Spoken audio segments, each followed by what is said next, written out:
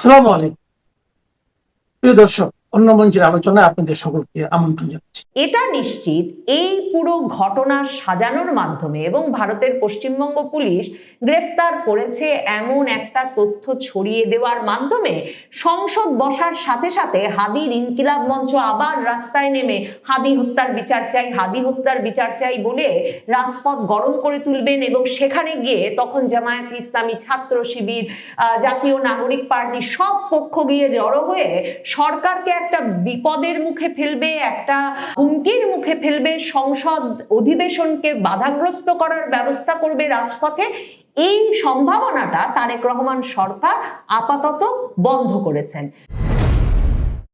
বাংলাদেশে নির্বাচনের তফসিল ঘোষণার একদিন বাদেই গুলিবিদ্ধ হয়েছিলেন স্বল্প পরিচিত তরুণ নেতা ওসমান হাদি অজ্ঞাতনামা শুটারদের হাতে। কিন্তু 24 ঘন্টা না যেতেই বাংলাদেশের অনুসন্ধানী সাংবাদিক জুলকারনাইন সায়ের সহ ব্যক্তিবর্গ জানিয়ে দিয়েছিলেন কারা ওসমান হাদিকে গুলি করেছেন এবং সেই ব্যক্তিরা কিভাবে মেঘালয় সীমান্ত দিয়ে ভারতে পালিয়ে গেছে। হাদিকে হত্যার পেছনে জড়িতরা যে কিছুতেই নির্বাচনটা হতে দিতে চাইছিলেন না সেটা একরকমের নিশ্চিতভাবে বোঝা যাচ্ছিল। এমনকি হাদির ভাই, যাকে পরে ইউনূস সরকার যুক্তরাজ্যের দূতাবাসে চাকরি দিয়ে পাঠিয়ে মুখ বন্ধ করেন, সেই হাদির ভাইকে বলতে শোনা যায় শাহবাগে দাঁড়িয়ে যে এই উপদেষ্টা এবং সরকারের সকলে জানেন, অন্তত একটা অংশ নিশ্চিতভাবে জানেন কারা হাদিকে হত্যা করেছেন এবং তারাই হাদির হত্যাকারীদের পালিয়ে যেতে সহায়তা করেছেন। কারণ তারাই প্রশ্ন তোলেন, না হলে হাদিকে গুলি করার পর 24 ঘন্টারও কম সময়ের মধ্যে কি করেই বা সেই হত্যাকারীরা সীমান্ত পাড়ি দিলেন। আর আরেক দল প্রশ্ন তোলেন যে সেই হত্যাকারীরা কারা সেটা চিহ্নিত করে তারাই যে সীমান্ত পাড়ি দিয়ে কোথায় চলে গেছেন, এই পুরো পথটা কি করে যুক্তরাজ্যে বসে বাংলাদেশি বংশোদ্ভূত এক সাংবাদিকের কাছে খবর পৌঁছে যায়, যদি এই পুরো ব্যবস্থাপনাটা রাষ্ট্রীয় কোনো গোয়েন্দা সংস্থা কিংবা কোনো সংগঠিত চক্রের মাধ্যমে সংগঠিত হয়ে না থাকে। এই সব মিলিয়ে হাদি হত্যাকাণ্ড নিশ্চিতভাবে বাংলাদেশের আলোচিততম এক হত্যাকাণ্ডের ঘটনা। সেই হাদির হত্যাকারীরা নাকি এখন পশ্চিমবঙ্গে ধরা পড়েছে। পশ্চিমবঙ্গ পুলিশ জানিয়েছে শনিবার রাতে তারা সুনির্দিষ্ট গোয়েন্দা তথ্যের ভিত্তিতে এক অভিযান চালিয়ে বনগাঁ সীমান্ত থেকে হাদির 2 হত্যাকারী ফয়সাল করিম এবং তার সহকারী আলমগীর, এদের দুজনকে গ্রেফতার করে ফেলেছে।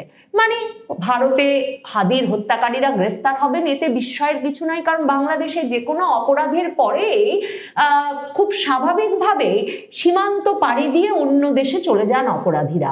তো সেই অবস্থায় হাদির হত্যাকারীদের সেখানে গ্রেফতার হওয়ার বিষয়টি বিস্ময়কর নয়, কিন্তু পুরোটাই একটা সাজানো নাটক কিনা সে প্রশ্ন করবার যথেষ্ট কারণ আছে। এ কারণে যে এই খবরটা প্রথম বেরিয়ে আসে পশ্চিমবঙ্গ পুলিশের বিশেষ টাস্ক ফোর্সের এক বিবৃতির বরাতে ভারতের বার্তা সংস্থা ANI এই খবর দেয়। ANI ওই খবর দেওয়ার পর একেবারে দাবানলের মতো বাংলাদেশের সকল সংবাদ মাধ্যম, ভারতের পশ্চিমবঙ্গের বিভিন্ন সংবাদ মাধ্যমে সে খবর প্রকাশিত হতে থাকে। কিন্তু পশ্চিমবঙ্গ পুলিশ যে বিবৃতি দিয়েছে বলে বলা হয় সেটা দেখা যায় একটা সাদা কাগজের মধ্যে দেওয়া বিবৃতি। তাতে না পশ্চিমবঙ্গ পুলিশের কারো স্বাক্ষর আছে, না সেটা পশ্চিমবঙ্গ পুলিশের কোনো অফিসিয়াল লেটার হেডে দেওয়া। মানে সেটা তো একটা সন্দেহের উদ্রেক করেই, তার চেয়েও বেশি সন্দেহের উদ্রেক করে যে একই তথ্য প্রত্যেকটি সংবাদ মাধ্যমে প্রকাশিত হতে থাকে। কেউ বলেন না যে তারা সরাসরি পশ্চিমবঙ্গ পুলিশের সঙ্গে কোনো কথা বলতে পেরেছেন বা পশ্চিমবঙ্গ পুলিশের সাথে এই তথ্য যাচাই করে নিতে পেরেছেন যে সত্যি তারা গ্রেফতার করেছেন কিনা। সাদা কাগজে যে বিবৃতি বেরিয়ে এসেছে সেটার আরো বিস্ময়কর ব্যাপার হচ্ছে সেখানে সরাসরি বলা হয় এই ফয়সাল করিম এবং আলমগীর হোসেন, যে দুজনকে নাকি পুলিশ গ্রেফতার করেছে, তারা নাকি পুলিশের কাছে প্রাথমিক জিজ্ঞাসাবাদে গড়গড় করে বলে দিয়েছেন তারাই ওসমান হাদিকে গুলি করে ভারতের মেঘালয় সীমান্ত দিয়ে এসে ভারতে ঢুকে পড়েছিলেন। মানে এমন স্বীকারোক্তি, এরকম 2 দুর্ধর্ষ খুনি যারা কিনা বাংলাদেশের এই সাম্প্রতিক কালের সবচেয়ে আলোচিত হত্যাকাণ্ডটি ঘটিয়ে দেশ পাড়ি দিয়েছেন, তারা ধরা পড়া মাত্র গড়গড় করে স্বীকার করে নিলেন, সেটা খুবই বিস্ময়কর এবং সন্দেহজনক নিশ্চিতভাবেই। আরো ইন্টারেস্টিং কৌতূহলোদ্দীপক বিষয় হচ্ছে, পশ্চিমবঙ্গ পুলিশের বিবৃতির বরাতে ভারতের বিভিন্ন সংবাদ মাধ্যমে এই খবর প্রকাশিত হওয়ার পরপরই বাংলাদেশের সেনাবাহিনীর জনসংযোগ পরিদপ্তর ISPR তারা জানায় যে বাংলাদেশের প্রতিরক্ষা গোয়েন্দা সংস্থার সুনির্দিষ্ট তথ্যের ভিত্তিতে ইনকিলাব মঞ্চের আহ্বায়ক শরীফ ওসমান বিন হাদি হত্যা মামলার 2 প্রধান আসামিকে ভারতের পশ্চিমবঙ্গের বনগাঁ এলাকা থেকে পশ্চিমবঙ্গ পুলিশ গ্রেফতার করতে পেরেছে। মানে এই যে ISPR প্রকাশ্যে জানিয়ে দিল যে সেনা গোয়েন্দা সংস্থা মানে DGFI তথ্য সরবরাহ করেছে পশ্চিমবঙ্গ পুলিশকে, এবং এভাবে মানে পশ্চিমবঙ্গ পুলিশ আনুষ্ঠানিকভাবে বাংলাদেশের পুলিশকে কিছু জানানোর আগেই, বাংলাদেশের সরকার এ তথ্য জেনেছে কিনা তারা আনুষ্ঠানিকভাবে কিছু জানানোর আগেই এই যে সেনাবাহিনীর জনসংযোগ পরিদপ্তর ISPR ঘোষণা দিয়ে জানালো যে DGFI ছিল এই গ্রেফতারের সাফল্যের পিছনে, সেটাও একেবারে নজিরবিহীন বলতেই হবে। কারণ দেখেন, এই DGFI-কেই কিন্তু সন্দেহ করা হচ্ছিল ওসমান হাদির হত্যাকাণ্ড ঘটিয়ে তার ঘাতকদেরকে সীমান্ত পার করে দেওয়ার পেছনে। এখন DGFI যে নতুন নেতৃত্ব এনেছেন তারেক রহমান সরকার গঠনের পরপরই তিনি সেনাবাহিনীতে যে বড় ধরনের রদবদলগুলো এনেছেন, তার মধ্যে একটা খুবই তাৎপর্যপূর্ণ রদবদল হচ্ছে তিনি ইউনূস সরকারের আমলের DGFI প্রধানকে শুধু যে সরিয়ে দিয়ে অন্য একজনকে DGFI প্রধান করেছেন তাই নয়, ইউনূস আমলের DGFI প্রধানকে তিনি আসলে সেনাবাহিনী থেকেই সরিয়ে দিয়েছেন। সেনাবাহিনী থেকে সরিয়ে তিনি পররাষ্ট্র মন্ত্রণালয়ে ন্যস্ত করে দিয়েছেন, যেটা সুস্পষ্ট ইঙ্গিত যে এই DGFI প্রধান যিনি ইউনূস আমলে কাজ করছিলেন তাকে তারেক রহমান বিশ্বাস করেন না, এবং তিনি ওই ব্যক্তিকে এমনকি সেনাবাহিনীর কোনো নেতৃত্বস্থানীয় পদে দেখতে চান না। DGFI নতুন নেতৃত্বে তারেক রহমানের আমলে এসে গঠিত হওয়ার পরপরই তারা তাই তাদের কৃতিত্ব দেখাতে এতটাই অধীর হয়ে উঠল যে তারা সাথে সাথে জানান দিল যে তারাই ওসমান হাদি হত্যাকারীদের গ্রেফতারে সকল তথ্য সরবরাহ করেছে। এবং এই ISPR যে বিবৃতি দিয়েছে সেখানে তারা আরো জানায় যে DGFI এর এক শীর্ষ কর্মকর্তা সম্প্রতি ভারত সফরে যান, এরপর সেখান থেকে বাংলাদেশ থেকে পালিয়ে যাওয়া সন্ত্রাসীদের বিরুদ্ধে ভারতীয় কর্তৃপক্ষ আরো কঠোর অবস্থান নিয়েছে। আর ওইদিকে পশ্চিমবঙ্গের পত্রিকাগুলোও লিখছে, এই সময়ে দেখছিলাম যে সীমান্ত গোয়েন্দা তৎপরতা জোরদার করার মাধ্যমে এই গ্রেফতার অনুষ্ঠিত হয়েছে, এবং অনেক পত্রিকা আবার লিখছে আসলে গ্রেফতার হয়ে গেছে এই ফয়সাল করিম আর আলমগীর হোসেন সেই 29শে ডিসেম্বর ভারতের পশ্চিমবঙ্গ পুলিশ দ্বারা। এতদিন তারা পশ্চিমবঙ্গ পুলিশের হেফাজতেই ছিল, এখন ভারত এই বার্তাটা পরিষ্কার করে দিতে চাইছে ইউনূস সরকারের কোনো পক্ষের হাতে বা আইন শৃঙ্খলা রক্ষাকারী বাহিনী, সেনা গোয়েন্দা সংস্থা কারো তত্ত্বাবধানে তারা এই বন্দীদের ছাড়তে বা তথ্য বিনিময়ে রাজি ছিল না। কারণ যেসব তথ্য এই ফয়সাল করিম বা আলমগীর হোসেনের কাছ থেকে বেরিয়ে এসেছে সেসব তথ্য ইউনূস আমলে অপব্যবহার হতে পারে কিংবা সেসব সত্য ধামাচাপা পড়ে যেতে পারে, এই বিশ্বাস পশ্চিমবঙ্গ পুলিশের মধ্যে তীব্র। সে কারণেই যখন তারেক রহমান সরকার এসেছে এবং দুই সরকারই চাইছে আন্তঃসীমান্ত যোগাযোগ বৃদ্ধি পাক, যেটা বছরের পর বছর ধরে চলেছে, দুই দেশেরই অপরাধীদেরকে গ্রেফতার, আটক এবং বিভিন্ন ঘটনার তদন্ত করতে, সেই বিষয়টি আবারও তৎপর হোক, চালু হোক, এবং ভারত সরকার এবং বাংলাদেশ সরকারের মধ্যে যে একটা বিশ্বাস এবং কার্যকারী সম্পর্ক তৈরি হয়েছে সেটা প্রমাণেই এখন কিনা বলা হচ্ছে যে ফয়সাল করিম আর আলমগীর হোসেন ধরা পড়েছে। আর বাংলাদেশ পুলিশ রোববার রাত পর্যন্ত বলেছে তাদেরকে কেউ আনুষ্ঠানিকভাবে কিচ্ছু জানায়নি, পশ্চিমবঙ্গ পুলিশের কাছ থেকে আনুষ্ঠানিকভাবে কিংবা সরকারের কর্তা ব্যক্তিদের কাছ থেকে আনুষ্ঠানিকভাবে জানলেই তারা প্রতিক্রিয়া জানাবে। কিন্তু সোমবারে এসে সেনা গোয়েন্দা সংস্থা রোববারেই এই গ্রেফতারের কৃতিত্ব দাবি করে ফেলার পর সোমবার এসে পুলিশ বাহিনী বলছে সংবাদ মাধ্যমের সামনে হাজির হয়ে দ্রুততম সময়ে হাদির হত্যার সঙ্গে জড়িত ওই দুই ব্যক্তিকে ভারত থেকে বাংলাদেশে ফিরিয়ে আনার কাজ তারা শুরু করে দিয়েছে এবং সেই ব্যবস্থা নেওয়া হবে। আসলে দ্রুততম সময়ে আনা যাবে কিনা তা নিয়ে সন্দেহ আছে। আইন বলে এবং অভিজ্ঞতা বলে যে এখন অনুপ্রবেশের মামলা হবে, ওখানে তদন্ত হবে। পশ্চিমবঙ্গ পুলিশের সাদা কাগজের যে বিবৃতি বেরিয়েছে সেখান থেকেই জানা গিয়েছে যে তাদের বিরুদ্ধে মামলা দায়ের হয়েছে, 14 দিনের রিমান্ড চাওয়া হয়েছিল এবং সেই 14 দিনের রিমান্ডও আদালত মঞ্জুর করেছে। এবং সেখানেও অভিযোগ হিসেবে লেখা হয়েছিল যে এই ব্যক্তিরা ওই সীমান্তের ওই পারে বাংলাদেশে চাঁদাবাজি হত্যার মতো গুরুতর অপরাধের সঙ্গে জড়িত।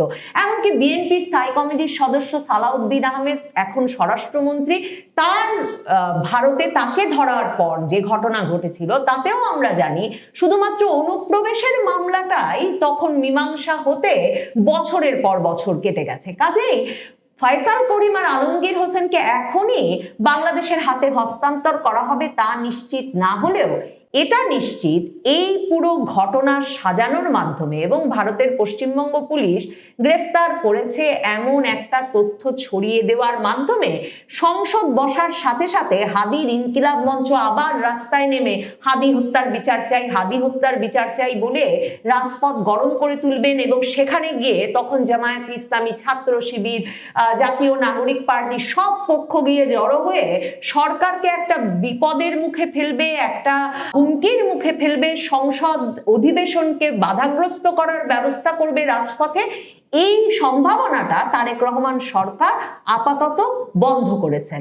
আরো যেটা বোঝা যাচ্ছে, তারেক রহমান সরকারের আমলে এসে ভারত সরকার এমন দুজন অপরাধী তাদের হাতে আছে এবং তারা জিজ্ঞাসাবাদ করছেন, এখন রিমান্ডে নিয়েছেন, আরো তথ্য বের করে আনবেন। সেসব তথ্য বিনিময়ে ডিজিএফআই, বাংলাদেশের সেনা গোয়েন্দা সংস্থা, ভারতের পুলিশ তারা একত্রে কাজ করছে।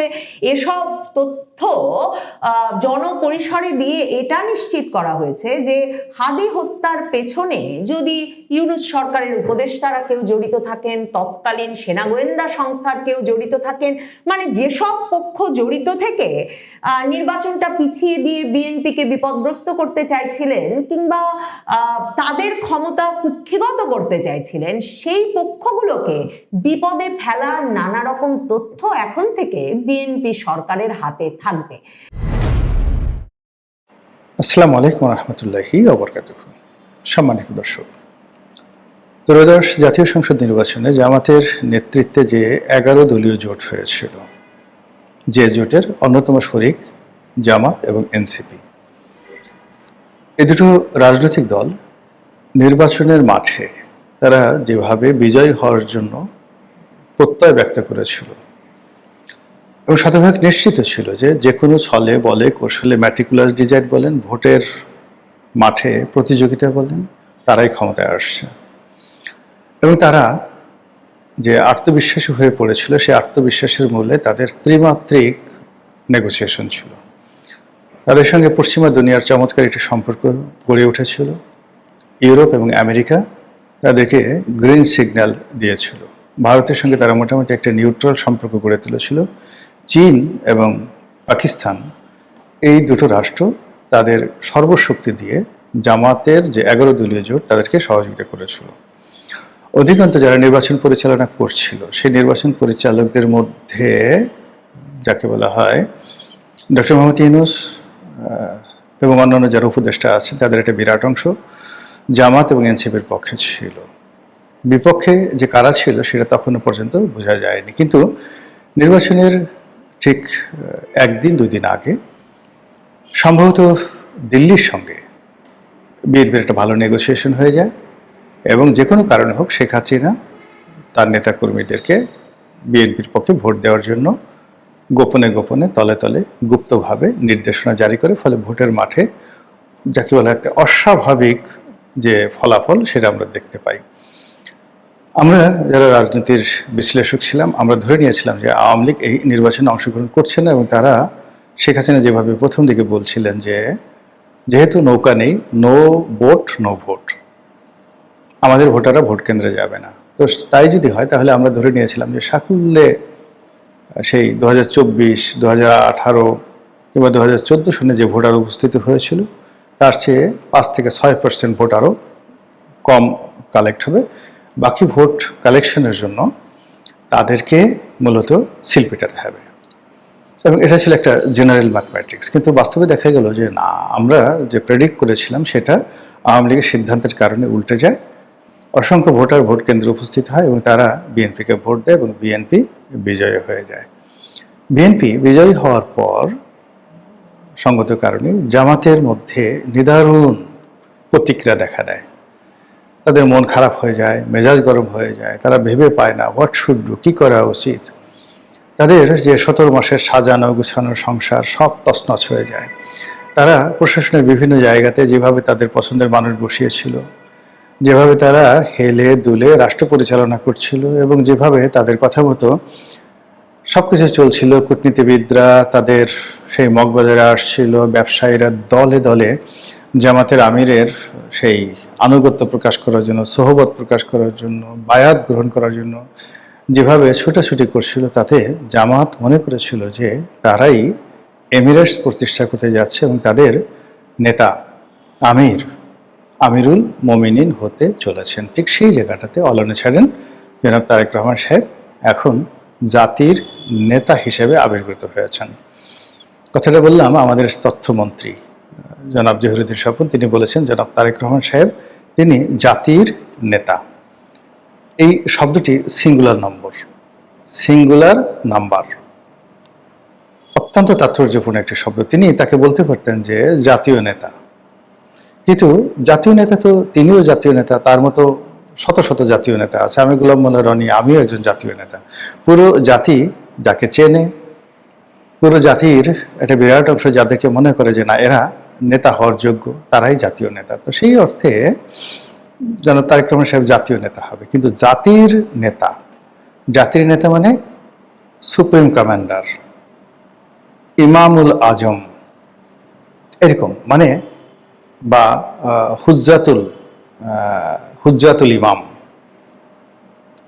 নেতাদের নেতা, সর্দারে আজম, বা হজরতুল আল্লাম। আরবিতে যে এই শব্দগুলো আমরা সবসময় ব্যবহার করি, ঠিক যেমন কাজী উল কুজ্জাত মানে কাজীদের কাজী। তো জাতির নেতা বলতে যেটা বোঝায় সিঙ্গুলার নম্বর, এই জাতির একজনই নেতা আছেন, তিনি জনাব তারেক রহমান, এটাই স্পষ্ট। তো এই সকল কথা আমার মতো সাধারণ মানুষ যখন বুঝতে পারে, তখন জামাতের লোকজনও তো বুঝতে পারে যে বিএনপি মূলত জনাব তারেক রহমান সাহেবকে জাতির পিতা কথাটা না বলে জাতির নেতা হিসেবে মূলত তাকে কর্তৃত্ব, দ্য লিডার, এখন একটা সময় বলবে দ্য লিডার বলতে তারেক রহমান সাহেবকে বোঝানো হবে। যেমন দেখা গেল যে যদি লিডার বলতে কাউকে বোঝানো হয় উত্তর কোরিয়াতে কিমকে বোঝানো হয়, যদি বাপু বলতে কাকে ভারতে বোঝানো হয় তাহলে মহাত্মা গান্ধীকে বোঝানো হয়। তারপর কায়েদে আজম বলতে যদি কাউকে বোঝানো হয়, কায়েদে আজম মানে নেতাদের নেতা। কায়েদ শব্দ অর্থ নেতা, আর আজম মানে নেতাদের নেতা।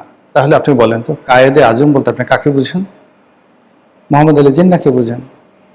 তো এখানে জনাব তারেক রহমান সাহেবের যে জাতির নেতা, এই শব্দটি আপনি যদি ব্যাখ্যা করেন, এটি মূলত the grand leader, the supreme leader, the Quaid Azam, এইরকম শব্দের সঙ্গে মানানসই। তো এই জিনিসগুলো বিএনপি করছে, খুব কৌশলে করছে। তাদের মধ্যেও তো অনেক বুদ্ধিমান লোক আছে, বুদ্ধিশুদ্ধি আছে, তারা জানে যে কি করে ন্যারেটিভ তৈরি করে তাদের নেতাকে একেবারে সম্মান, মর্যাদা, ক্ষমতার কেন্দ্রে, সুপ্রিম পর্যায়ে পৌঁছে দেওয়া যায়। তো এই জিনিসগুলো তারা করছেন। এই জিনিসগুলো করার ফলে কি হলো, জামাত মানসিকভাবে বিপর্যস্ত হয়ে পড়েছে এবং জামাত এবং বিএনপির যে সম্পর্কটি, সেই সম্পর্কটি এখন রীতিমতো সংঘাতের দিকে চলে যাচ্ছে। আপনারা জানেন যে ইতিমধ্যে সেই সংঘাতের কতগুলো লক্ষণ ফুটে উঠেছে।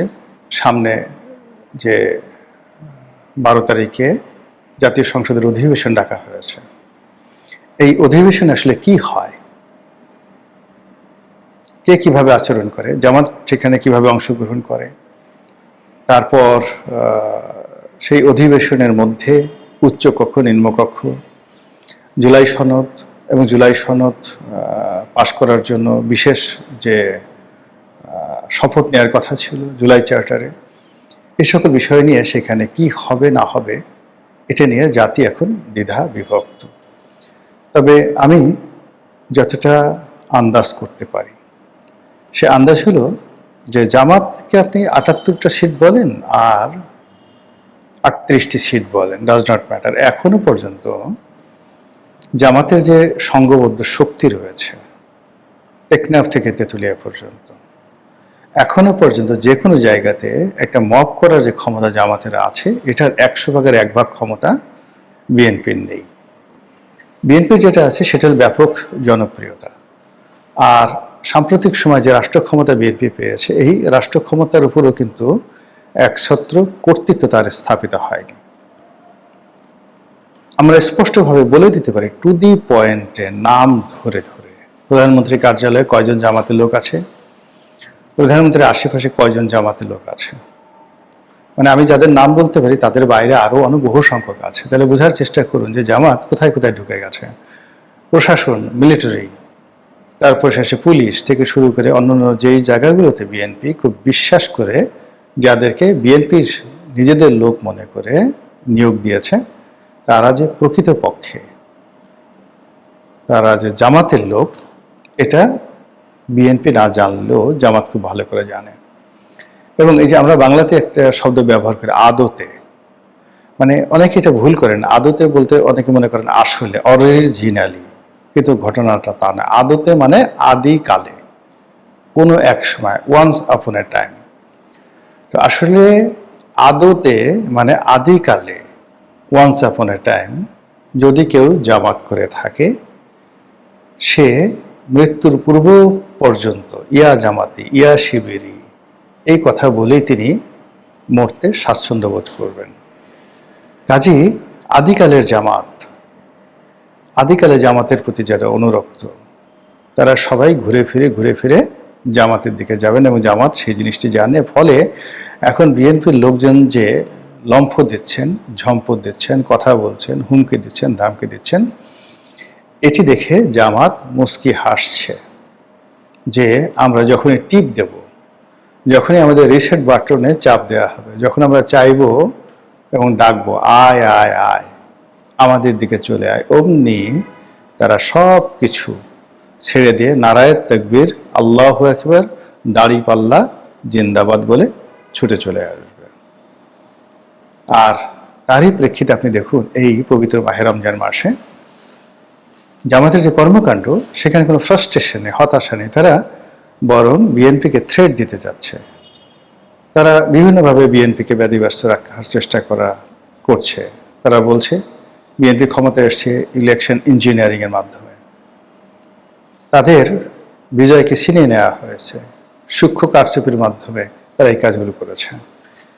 বিএনপির বিরুদ্ধে তারা যে ন্যারেটিভ দেওয়ার চেষ্টা করেছে যে আমরা শেখ হাসিনাকে তাড়িয়েছি ভারতের আধিপত্যবাদের কারণে, কিন্তু এখন দেখা যাচ্ছে যে বর্তমান সরকার শেখ হাসিনার চাইতেও আরো বেশি ভারত প্রেমী হয়ে পড়েছে, মোদির আপনজন হয়ে পড়েছে। এখন তারা যেভাবে ভারতীয় দূতাবাসের লেজুর বৃত্তি করছে, যেভাবে ভারতীয় দূতাবাসকে প্রিভিলেজ দিচ্ছে, যেভাবে দিল্লির দিকে ছুটাফেরা করছে, এরপরে যেমন আমাদের যে স্বরাষ্ট্রমন্ত্রী, সেই স্বরাষ্ট্রমন্ত্রী তো তাকে জামাতের যারা লোকজন রয়েছে তারা উপাধি দিয়ে ফেলেছে, তাকে সবাই ডাকছে সালাউদ্দিন, কেউ বলছে দিল্লি সালাউদ্দিন, কেউ বলার চেষ্টা করছেন যে সে হলো কি শিলন সালাউদ্দিন। তিনি আসামের যে শিলন যে শহর, সেখানে তিনি ছিলেন, এই জন্য তার নাম হয়ে গেছে শিলন সালাউদ্দিন। তাহলে চিন্তা করুন যে আমাদের দেশে কুকথায় কিন্তু বাতাসের চেতে দ্রুত বেগে ছোটে। এখন এই যে নাসিরউদ্দিন পাটোয়ারি মির্জা আব্বাসকে চাঁদাবাজ বানিয়ে দিয়েছেন, জামাত বিএনপিকে জালেম বা এক জালেম কাছে আর এক জালেম আসছে এটা বানিয়ে দিয়েছে, এটা সহজে যাবে না। এখন সালাউদ্দিন সাহেব স্বরাষ্ট্রমন্ত্রী হয়েছেন, স্বরাষ্ট্রমন্ত্রী হওয়ার পর তার নামের সাথে যে 3টি যে বিশেষণ জামাতের যারা লোকজন রয়েছে তাদের বট বাহিনী আলটিমেটলি সিল মেরে দিয়েছে, দিল্লি সালাউদ্দিন, সালাউদ্দিন, শিলং সালাউদ্দিন, এবং তিনি স্বরাষ্ট্র মন্ত্রণালয়ে আছেন। ফলে এই স্বরাষ্ট্র মন্ত্রণালয় থেকে তিনি যত ভালো কাজ করারই চেষ্টা করেন না কেন, ওই ট্যাগের কারণে তিনি মানসিকভাবে বিপর্যস্ত হয়ে পড়বেন। তো যেটা বলছিলাম যে এখন জামাত যেটা চাচ্ছে যে কোনো মূল্যে জুলাই সনদে যেভাবে স্বাক্ষর করা হয়েছে, এমনকি বিএনপি যে বিষয়গুলোতে নোট অফ ডিসেন্ট দিয়েছে, সেই বিষয়গুলো আন্দোলনের মাধ্যমে, লড়াইয়ের মাধ্যমে বিএনপিকে চাপের মধ্যে ফেলে সেই বিষয়গুলো আদায় করে নেওয়া, এবং সেই কাজগুলো তারা করে যাচ্ছে। এবং রোজার মাসে আমরা দেখলাম, যেমন বিএনপি এখন বলছে যে সংবিধানে এই জিনিস নেই। তো জামাতের আমির মিয়া গোলাম পারওয়ার তিনি বলছেন যে আরে আপনি সংবিধানের কথা বলছেন, সংবিধান অনুযায়ী যদি আপনি ধরেন তাহলে তো সংবিধান অনুযায়ী শেখ হাসিনা প্রধানমন্ত্রী, বৈধ প্রধানমন্ত্রী, তাহলে আপনি আছেন কেন? যদি আপনি সংবিধানকে মানেন তাহলে তো ডক্টর মোহাম্মদ ইউনূসের সরকারই অবৈধ, আর নির্বাচন কমিশন অবৈধ, আর সেই নির্বাচন কমিশন আর সেই অবৈধ সরকার যদি একটা অবৈধ নির্বাচনের মাধ্যমে আপনাদেরকে নির্বাচিত করে থাকে, আপনাদেরই তো মিয়া বৈধতা নাই। কি সমস্ত কথাবার্তা বলেন সংবিধান নিয়ে? কাজেই যে বিপ্লব হয়েছে, বিপ্লবের আদর্শ তুলে ধরুন, যে গণ অভ্যুত্থান হয়েছে সেই গণ অভ্যুত্থানের যে আদর্শ, নীতি, চাহিদা, এগুলো পূর্ণ করুন। আর মুনাফিকি করবেন না, যে সকল কথা হয়েছে সেই সকল কথা রক্ষা করুন, ওয়াদা রক্ষা করুন, ওয়াদার বরখেলাপ করবেন না। আদারওয়াইজ আমরা যা করার তাই করব। কি করবেন তারা? তারা শেখ হাসিনার বিরুদ্ধে যা কিছু করেছেন সেই কাজগুলো করবেন। শেখ হাসিনার বিরুদ্ধে তাদের নিজস্ব লোক দ্বারা তারা সেনাবাহিনী, পুলিশ বাহিনী, তারপর সচিবালয় কি করেছেন আপনারা জানেন। তারা তাদের নিজস্ব লোক দ্বারা যাত্রাবাড়িতে, উত্তরাতে, মোহাম্মদপুরে, রামপুরাতে, মহাখালীতে কি করেছেন আপনারা সেটা জানেন। সেই কাজগুলো, অর্থাৎ আওয়ামী লীগের মতো একটা শক্তিশালী দল, শক্তিশালী যাকে বলে সরকার ব্যবস্থা, এবং একজন আয়রন লেডিকে তারা যেভাবে নাকানে চুবানি খাইয়েছেন ঘোলা পানিতে, সেই তুলনায় তারা যদি এখন আঙ্গুল টেটে বাঁকা করেন, তাহলে জনাব তারেক রহমান সাহেবের জন্য, জনাব সালাউদ্দিন সাহেবদের জন্য কি ধরনের পরিণতি ডেকে আনতে পারে, পরিস্থিতি তৈরি হতে পারে, এটা আকার ইঙ্গিতে জামাত তাদের বক্তব্য দ্বারা বোঝানোর চেষ্টা করছে। এখন বাকযুদ্ধ চলছে, সেই বাকযুদ্ধের পরিণতি কোন পর্যায়ে যাবে সেটা ঈদের পরে হয়তো আমরা দেখতে পাবো। তবে অবস্থা দৃষ্টি মনে হচ্ছে এনসিপি এবং জামাত খুব সহজে বিএনপিকে ছাড়বে না। মহান আল্লাহ আমাদের সবাইকে হেদায়েত দান করুন এবং হেফাজত করুন। আসসালামু আলাইকুম ওয়া রাহমাতুল্লাহি ওয়া বারাকাতুহু।